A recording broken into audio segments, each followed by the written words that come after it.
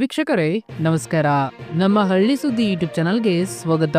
PM Kisan Samman ನಿಧಿ ಯೋಜನೆಯ 19ನೇ ಕಂತಿನ ಬಗ್ಗೆ ಮತ್ತೊಂದು ಬಿಗ್ ಅಪ್ಡೇಟ್ ಅಂತಾನೆ ಹೇಳ್ಬಹುದು. ಹೌದು, ಪಿಎಂ ಕಿಸಾನ್ ಸನ್ಮಾನ್ ನಿಧಿ ಯೋಜನೆಯ 19ನೇ ಕಂತು ಯಾವಾಗ ಜಮಾ ಆಗಲಿದೆ, ಹಾಗೆ ಯಾವ ರೈತರಿಗೆ ಜಮಾ ಆಗಲಿದೆ, ಹಾಗೆ ಈ ದಿನಾಂಕದ ಒಳಗಾಗಿ ನೀವು ಈ ಕೆಲಸವನ್ನ ಮಾಡಿದ್ರೆ ಮಾತ್ರ ನಿಮಗೆ ಮುಂದಿನ ಪಿಎಂ ಕಿಸಾನ್ ಯೋಜನೆಯ 19ನೇ ಕಂತಿನ ಹಣ ಜಮಾ ಆಗಲಿದೆ. ಹೌದು, ಒಂದು ವೇಳೆ ಈ ಕೆಲಸ ನೀವು ಮಾಡದೇ ಇದ್ದಲ್ಲಿ ನಿಮ್ಮ ಖಾತೆಗೆ ಪಿಎಂ ಕಿಸಾನ್ ಹಣ ಜಮಾ ಆಗುವುದಿಲ್ಲ.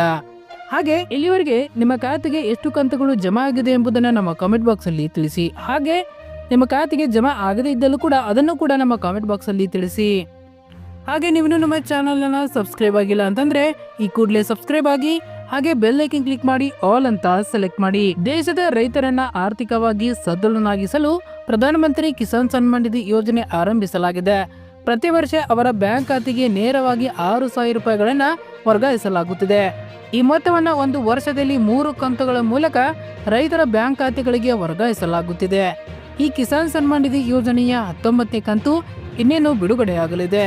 ನೀವು ಕಿಸಾನ್ ಸನ್ಮಾನ್ ನಿಧಿ ಯೋಜನೆಯ 19ನೇ ಕಂತಿಗಾಗಿ ಕಾಯುತ್ತಿದ್ದರೆ ಅದಕ್ಕೂ ಮೊದಲು ಕೆಲವು ಪ್ರಮುಖ ಕೆಲಸಗಳನ್ನು ಪೂರ್ಣಗೊಳಿಸಬೇಕಾಗುತ್ತದೆ. ಇಲ್ಲವಾದರೆ ಮುಂದಿನ ಕಂತು ನಿಮ್ಮ ಖಾತೆಗೆ ಸೇರುವುದಿಲ್ಲ.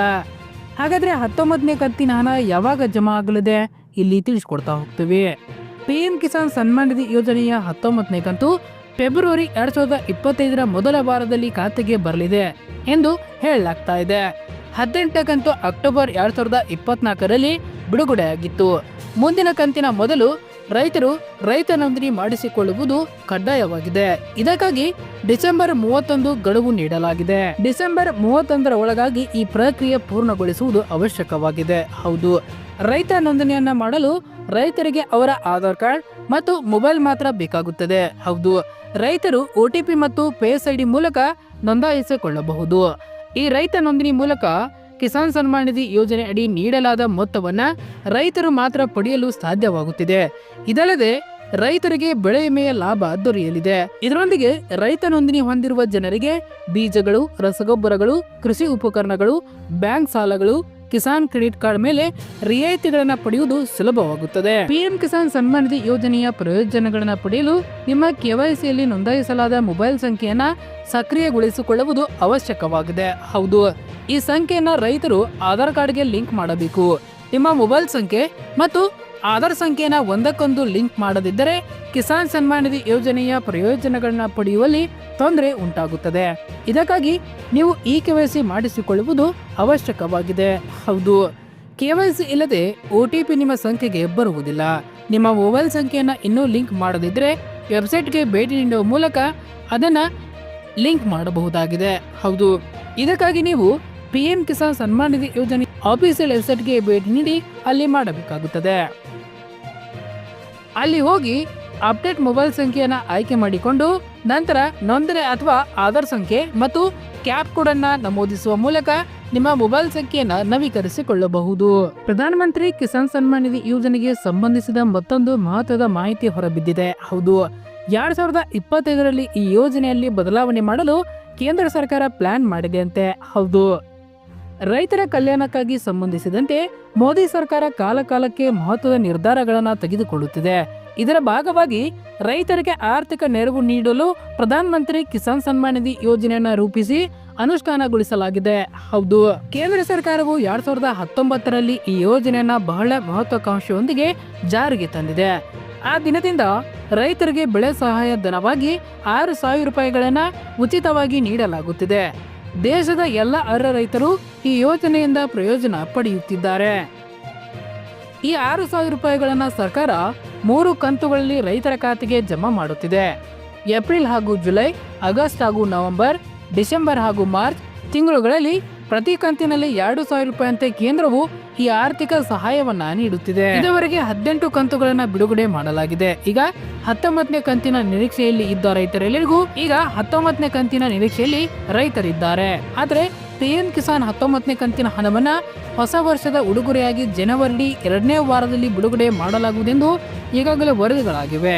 ಹೌದು, ಈ ವೇಳೆ ಪ್ರಧಾನಮಂತ್ರಿ ಕಿಸಾನ್ ಸನ್ಮಾನ್ ನಿಧಿ ಯೋಜನೆಗೆ ಸಂಬಂಧಿಸಿದ ಮತ್ತೊಂದು ಮಹತ್ವದ ಮಾಹಿತಿ ಬಹಿರಂಗವಾಗಿದೆ.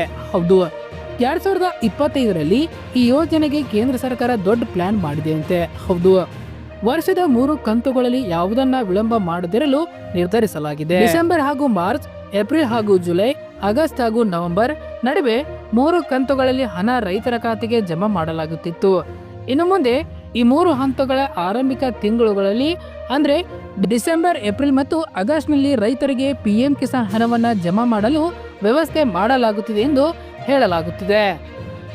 ಇದೇ ವೇಳೆ ಪಿಎಂ ಕಿಸಾನ್ 18ನೇ ಕಂತಿನಲ್ಲಿ 2,000 ರೂಪಾಯಿ ಪಡೆಯದ ರೈತರಿಗೆ 19ನೇ ಕಂತಿನ ಜೊತೆಗೆ ಆ ಹಣವನ್ನು ಕೂಡ ಸರ್ಕಾರ ಜಮಾ ಮಾಡಲಿದೆ. ಅಂದ್ರೆ 18ನೇ ಕಂತು ಮತ್ತು 19ನೇ ಕಂತು ಒಟ್ಟು 4,000 ರೂಪಾಯಿ ರೈತರ ಖಾತೆಗೆ ಸೇರ್ಪಡೆಯಾಗಲಿದೆ. ಪ್ರಧಾನ ಮಂತ್ರಿ ಕಿಸಾನ್ ಸನ್ಮಾನ್ ನಿಧಿ ಯೋಜನೆಯ ಪ್ರಯೋಜನಗಳನ್ನ ಪಡೆಯಲು ರೈತರು ಕೆವೈಸಿ ಅಪ್ಡೇಟ್ ಅಗತ್ಯವಾಗಿದೆ. ಇದಕ್ಕಾಗಿ ನೀವು ಪಿಎಂ ಕಿಸಾನ್ ಅಧಿಕೃತ ವೆಬ್ಸೈಟ್ಗೆ ಹೋಗಿ ನೀವು ಕೆವೈಸಿ ಮಾಡಿಕೊಳ್ಳಬಹುದು.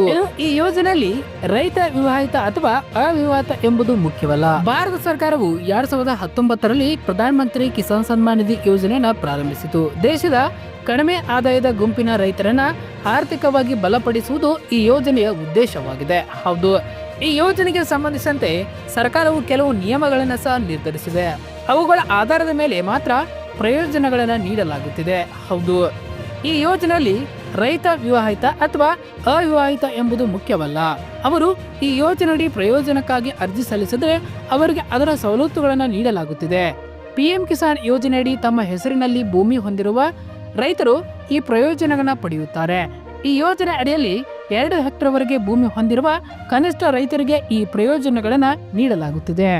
ಇಂಥ ರೈತರು ಪಿಎಂ ಕಿಸಾನ್ ಸನ್ಮಾನ್ ನಿಧಿ ಯೋಜನೆಗೆ ಅರ್ಹರಾಗಿರುತ್ತಾರೆ. ಸಣ್ಣ ಮತ್ತು ಅತಿ ಸಣ್ಣ ರೈತರು ಕೇಂದ್ರ ಸರ್ಕಾರದ ಪ್ರಧಾನ ಮಂತ್ರಿ ಕಿಸಾನ್ ಸನ್ಮಾನ್ ನಿಧಿ ಯೋಜನೆಯ ಫಲಾನುಭವಿಯಾಗಲು ಅರ್ಹರಾಗಿರುತ್ತಾರೆ. ಕೃಷಿ ಯೋಗ್ಯ ಭೂಮಿಯನ್ನು ಹೊಂದಿರುವ ಅರ್ಹ ರೈತ ಕುಟುಂಬಗಳು ಈ ಯೋಜನೆಯಡಿ ಅರ್ಜಿ ಸಲ್ಲಿಸಬಹುದು. ಪಿಎಂ ಕಿಸಾನ್ ಯೋಜನೆಯಲ್ಲಿ ಅರ್ಜಿ ಸಲ್ಲಿಸಲು ಬಯಸುವ ರೈತರು ಭಾರತೀಯ ಪ್ರಜೆಯಾಗಿರಬೇಕು. ಹೌದು, ಇನ್ನು ಈ ರೈತರು ಪಿಎಂ ಕಿಸಾನ್ ಲಾಭ ಪಡೆಯಲು ಸಾಧ್ಯವಾಗುವುದಿಲ್ಲ. ಹೌದು, ಕೇಂದ್ರ ಸರ್ಕಾರದ ನಿಯಮಗಳ ಪ್ರಕಾರ ಕೆಲವು ವರ್ಗದ ರೈತರು ಪಿಎಂ ಕಿಸಾನ್ ಯೋಜನೆಯ ಪ್ರಯೋಜನವನ್ನು ಪಡೆಯಲು ಸಾಧ್ಯವಾಗುವುದಿಲ್ಲ. ಹಾಗಿದ್ರೆ ಯಾರಿಗೆಲ್ಲ ಈ ಯೋಜನೆ ಲಾಭ ಪಡೆಯಲು ಸಾಧ್ಯವಿಲ್ಲ ಎಂದು ನೋಡೋದಾದರೆ, ಯಾರ ಕುಟುಂಬದ ಸದಸ್ಯರು ಈಗಾಗಲೇ ಈ ಯೋಜನೆ ಫಲಾನುಭವಿ ಆಗಿದ್ದಾರೆ ಹಾಗೂ ಸ್ವಂತ ಸಾಗುವಳಿ ಭೂಮಿ ಇಲ್ಲದವರು, ಯಾವುದೇ ಸಾಂಸ್ಥಿಕ ಜಮೀನುದಾರರು ಪಿಎಂ ಕಿಸಾನ್ ಯೋಜನೆಯ ಫಲಾನುಭವಿ ಆಗಲು ಅನರ್ಹರಾಗಿರುತ್ತಾರೆ. ಸಾಂವಿಧಾನಿಕ ಹುದ್ದೆಯಲ್ಲಿ ಸೇವೆ ಸಲ್ಲಿಸುತ್ತಿರುವ ವ್ಯಕ್ತಿಗಳು ಪಿಎಂ ಕಿಸಾನ್ ಯೋಜನೆಯಡಿ ಅರ್ಜಿ ಸಲ್ಲಿಸಲು ಸಾಧ್ಯವಿಲ್ಲ. ಸರ್ಕಾರಿ ಸಚಿವಾಲಯ, ಇಲಾಖೆ ಅಥವಾ ಕಚೇರಿ ಮತ್ತು ಅದರ ಕ್ಷೇತ್ರ ಘಟಕದ ಅಧಿಕಾರಿಗಳು ಅಥವಾ ಉದ್ಯೋಗಿಗಳು ಪಿಎಂ ಕಿಸಾನ್ ಯೋಜನೆಯಡಿ ಅರ್ಜಿ ಸಲ್ಲಿಸಲು ಅರ್ಹತೆ ಹೊಂದಿರುವುದಿಲ್ಲ. ಕುಟುಂಬದ ಸದಸ್ಯರು ಕೇಂದ್ರ, ರಾಜ್ಯ ಹಾಗೂ ಹಾಲಿ ಮಂತ್ರಿಗಳಾಗಿದ್ದರೆ ಈ ಯೋಜನೆಗೆ ಅನರ್ಹರಾಗಿರುತ್ತಾರೆ. ಕುಟುಂಬದ ಸದಸ್ಯರು ಜಿಲ್ಲಾ ಪರಿಷತ್ನ ಅಧ್ಯಕ್ಷರು, ಮಹಾನಗರ ಪಾಲಿಕೆಯ ಮೇಯರ್, ಇಂದಿನ ಲೋಕಸಭಾ, ರಾಜ್ಯಸಭಾ, ವಿಧಾನಮಂಡಲ ಮಾಜಿ ಸದಸ್ಯರಾಗಿದ್ದಲ್ಲಿ ಈ ಯೋಜನೆಗೆ ಅನರ್ಹರಾಗಿರುತ್ತಾರೆ. ಇನ್ನು ಮಾಸಿಕ ಪಿಂಚಣಿ 10,000 ಅಥವಾ ಅದಕ್ಕಿಂತ ಹೆಚ್ಚು 4ನೇ ದರ್ಜೆಯ ನೌಕರರನ್ನು ಹೊರತುಪಡಿಸಿ ಪಡೆಯುತ್ತಿರುವ ನಿವೃತ್ತ ಅಧಿಕಾರಿಗಳು, ನಿವೃತ್ತ ಉದ್ಯೋಗಿಗಳು ಈ ಯೋಜನೆಗೆ ಅನರ್ಹರಾಗಿರುತ್ತಾರೆ.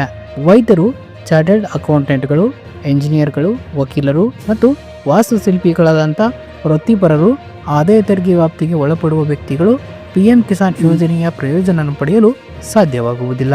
ಧನ್ಯವಾದಗಳು. ಇದೇ ರೀತಿ ಹೆಚ್ಚಿನ ಮಾಹಿತಿಗಾಗಿ ನಮ್ಮ ಹಳ್ಳಿ ಸುದ್ದಿ ಯೂಟ್ಯೂಬ್ ಚಾನಲ್ ಅನ್ನು ಸಬ್ಸ್ಕ್ರೈಬ್ ಆಗಿ.